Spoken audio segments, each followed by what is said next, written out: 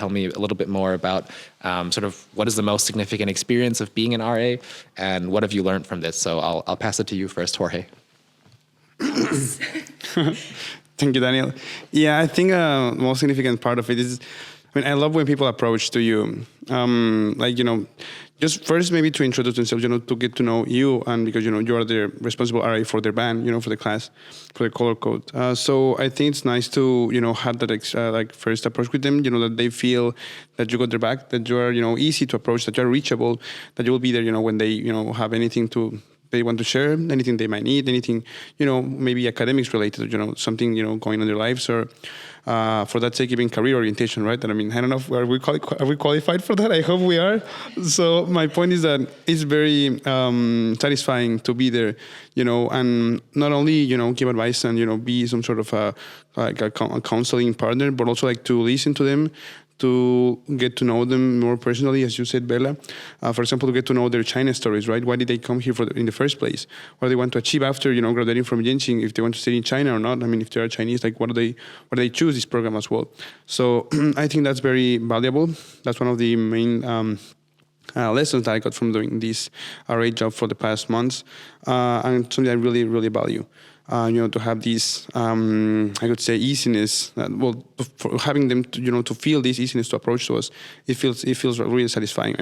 I guess many of us, if we didn't have it, we would have loved to have, that supporting hand during our college years or previous studies, to give us some sort of advice or orientation, anything that we want to pursue, later in the career, just advice on classes or, whatever we already have been through during our first year at Yenching. So I think that for me, that's been the most valuable lesson from being an RA on campus this year. What about you, Sarah? I think I had some very similar experiences, and I know for myself, kind of the most significant experience that I've had has been my own personal growth and then watching the personal growth among the new cohort as well.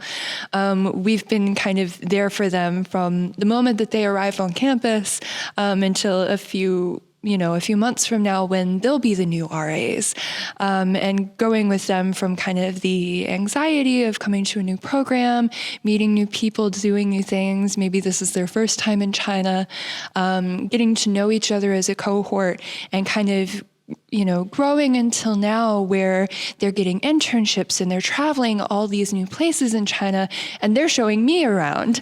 This is a really, I think, great experience as an RA, kind of being with them through all of the highs and lows that they're going to experience through this program.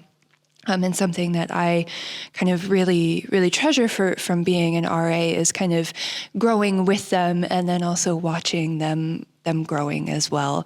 And kind of listening to everything that we've been talking about so far, I think maybe we've all had some very similar experiences in feeling and seeing that personal growth. And I think we've had a really great chat so far, but maybe Daniel, do you have any kind of closing thoughts maybe? Yeah, thank you, Sarah. And thank you all for sharing your experiences of what it's like being an RA and what it means to be an RA. We hope that what we've said today and what we've shared has given you an insight into what life is like at YCA and what it's like to be an RA. I think we've tried to share sort of what it's like to be on campus, to be part of this residential program. And so we hope you've been able to also gain an insight into what life at Yenching is like. So thank you and goodbye.